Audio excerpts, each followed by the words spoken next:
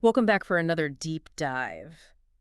This time, we're going inside Sylvia Plath's The Bell Jar, focusing on the chapters where Esther Green was in that private mental institution in the 1950s. Okay. So we'll unpack her whole experience with mental illness, how she interacts with everyone there, and kind of get a sense of the whole view of mental health back then. Yeah, it's a really fascinating journey, especially because the novel's semi-autobiographical Right. Plath is brutally honest, which makes it, a challenging but worthwhile read for sure. Yeah, and right away I was so struck by how she uses that image of a bell jar to describe Esther's mental state. Oh, yeah. It just like perfectly captures that feeling of being trapped and suffocated and like looking at the world through this like warped All lens. right. It's especially poignant when you think about the fact that the story opens with Esther being driven to the institution and she's contemplating jumping out of the moving car. Oh, wow. Like that's where we start. Yeah, that bell jar image, it becomes a recurring motif throughout the whole novel. Ro- It's like almost a physical representation of her mental and emotional isolation. Yeah. It's not even just about being like physically confined, it's Yeah. about feeling cut off from everything, from real connection, from hope. And then there's this stark contrast between her inner turmoil and the setting of the private mental institution. Yeah. You would think a place with fancy grounds and, golf courses and stuff would offer some relief. Right. But that feeling of unease never leaves her. That contrast really highlights the differences in mental health care back then. Yeah.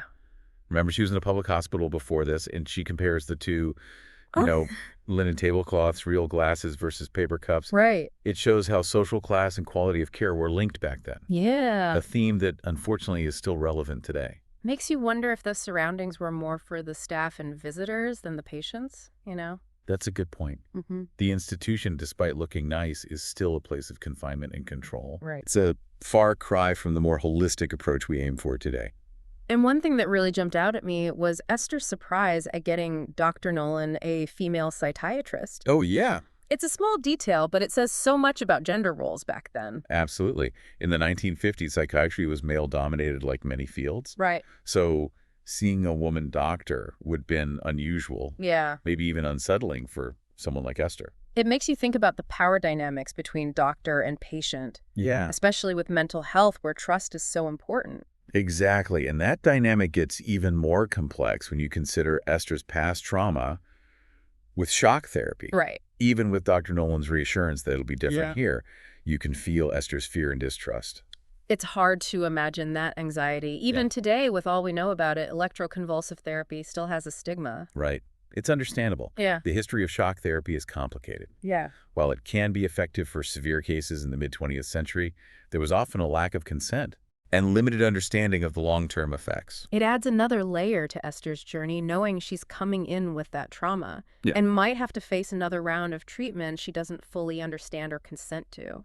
And it speaks to the bigger theme of agency and control, Uh-huh. or the lack of it in Esther's experience. Right. Doctors making decisions about her care, but she feels powerless, Yeah. unable to speak up about her fears. It reminds us how far we've come with patient autonomy and mental health care. Definitely. But it makes you wonder if those power dynamics have really changed or just taken new forms.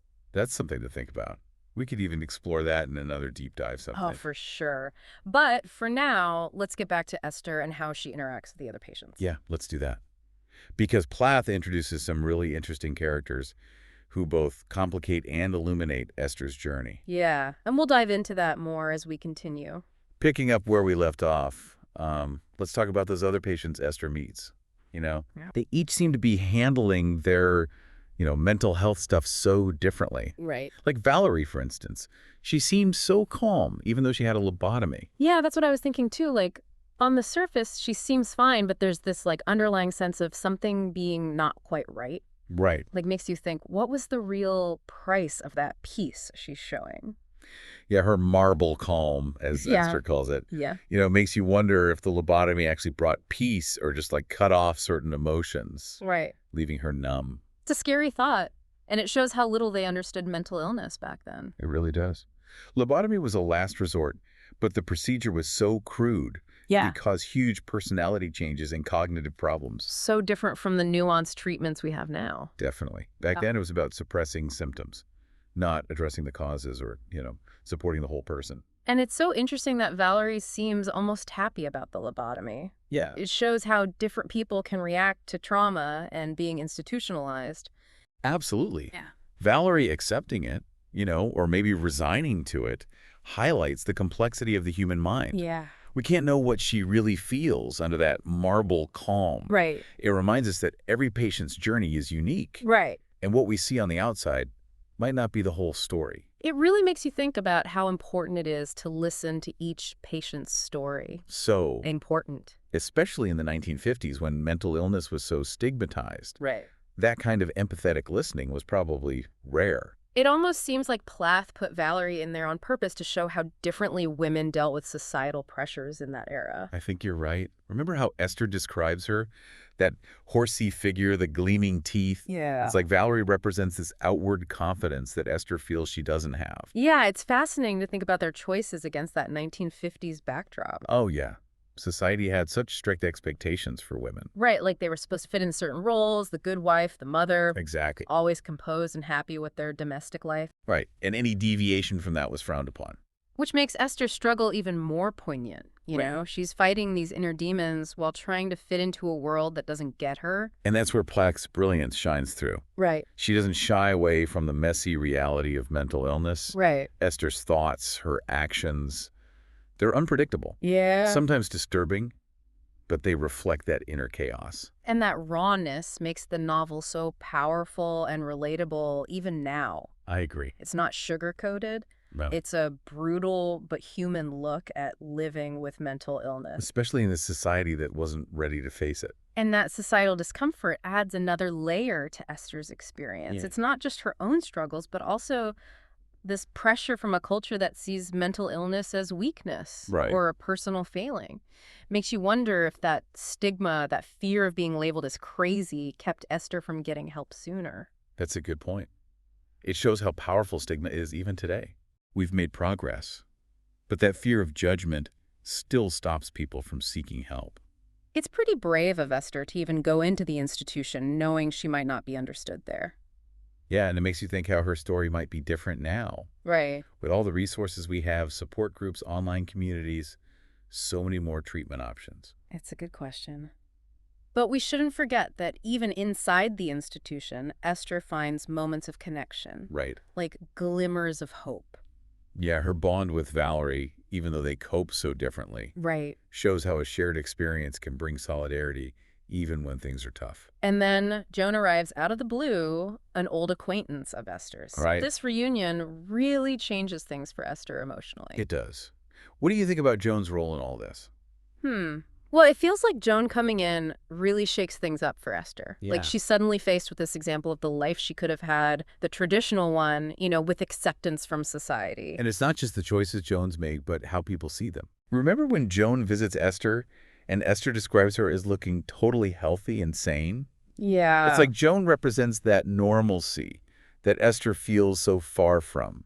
And it's interesting because even though Joan seems to have this stable, conventional life, Yeah. we start to see cracks in that image as the story goes on. Yeah. She admits she's unhappy and struggling with her own identity.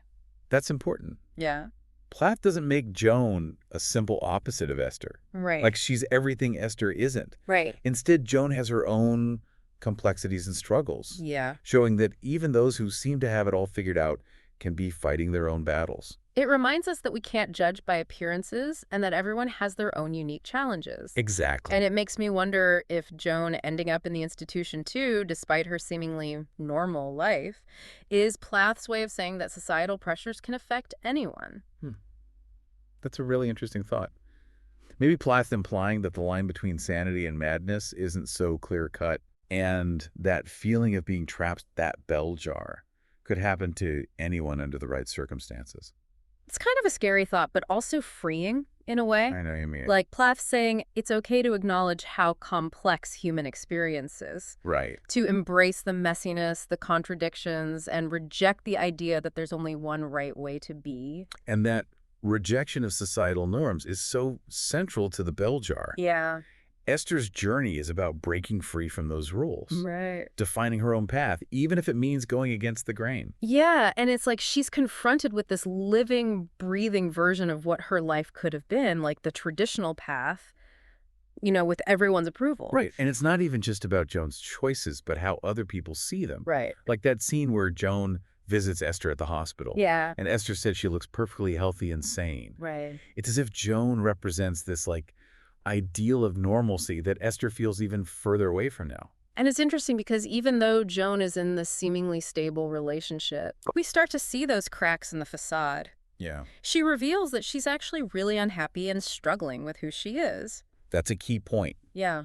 Plath doesn't make Joan a simple opposite to Esther. Right. Like she's everything Esther's not. Right. Instead, Joan has her own issues and struggles too. Right. It shows that even those who seem to have it all figured out might be fighting their own battles. It's a good reminder that we can't judge by appearances, and everyone has their own unique challenges. Absolutely. And it makes you wonder if Joan ending up in the institution, despite her seemingly normal life, is Plath's way of saying that those societal pressures can affect absolutely anyone.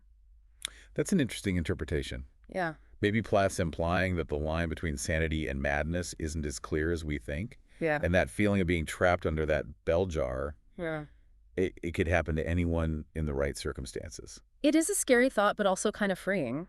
I know what you mean. Like Plath's giving us permission to acknowledge how complex human experience really is, to accept the messiness, the contradictions, and just reject that idea that there's only one right way to be. And that rejection of societal norms. Yeah. That's a huge theme in the bell jar. Yeah. Esther's journey is all about breaking free from those rules, Right. defining her own path, even if it means going against what's expected. And speaking of going against expectations, let's talk about those medical treatments Esther goes through at the institution. Okay.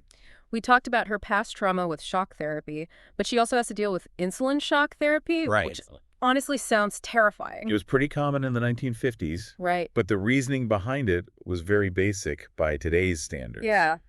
They basically wanted to induce a coma with insulin injections Oh, wow. to kind of reset the brain. Esther describes the experience so matter-of-factly, almost like she's watching it happen to someone else. Yeah. She talks about the nurses making her drink sugary juice afterwards What? and how her body keeps getting fatter and fatter as she gains weight from the treatment. That detachment probably shows how helpless she felt. Yeah. Like she had no control over her own treatment.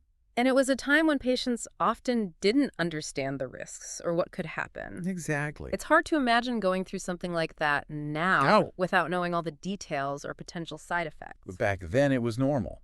It shows how important informed consent is. So important. And respecting the patient's right to make choices about their own care.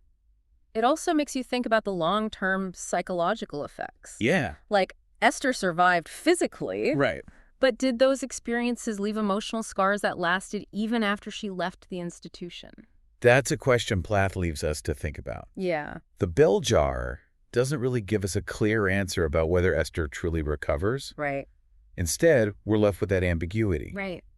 The understanding that healing is often messy and doesn't follow a straight line. And everyone's different. Absolutely. And maybe that's the most powerful message of all, that there's no one-size-fits-all solution for mental health. Right. No magic cure or guaranteed outcome. Everyone's journey is unique. And healing can take a lifetime. Exactly. And that journey, as Plath shows so well, is full of ups and downs. Yeah. Times of feeling completely alone and moments of connection. As we finish this deep dive into the bell jar, I'm just so impressed by Esther's resilience. Me too. Her strength to face her demons and find her own way even when things are so tough. And I'm amazed by how Plath captures that raw experience of mental illness Right. with such honesty and detail. The bell jar is a powerful reminder of how stories can shed light on those dark parts of human experience Yeah, and offer some hope to those who feel trapped. absolutely. It's a book that stays with you long after you're done reading. It does. It makes you think, start conversations, and challenge your own ideas about mental health. I agree. So as we leave Esther's world and come back to ours, Yeah. let's hold on to those lessons we learned. Right. The importance of empathy, the power of connecting with others. And that belief that even in the darkest times, there's always hope. Always a chance for healing and growth. I agree.